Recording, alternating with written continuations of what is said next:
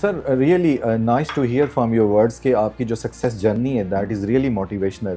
آج کل کے جو بچے ہیں جب وہ MBBS میں ایڈمیشن لے لیتے ہیں، UET میں چلے جاتے ہیں، انجینئر بنتے ہیں، تو وہاں پہ ہم نے عمومی طور پہ دیکھا ہے ان کا جو میکسیمم ایک فوکس ہوتا ہے وہ کہتے ہیں we must have a 6 digit salary and that is our maximum گول.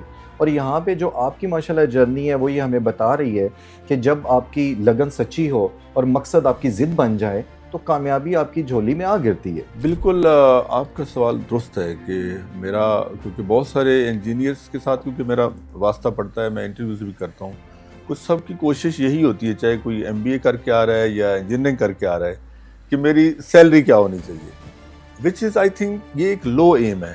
میں اس کو لو ایم سمجھتا ہوں کہ اینڈ لو ایم فار ان مائی ڈکشنری از کرائم. جب آپ انجینئرنگ کر لیتے ہیں یا ایون ڈاکٹر بن جاتے ہیں یا ایک پروفیشنل وکیل بن جاتے ہیں یا آپ MBA کر لیتے ہیں تو آپ ایک ریزنیبل پرسنالٹی ڈیولپ کر لیتے ہیں اپنے اندر.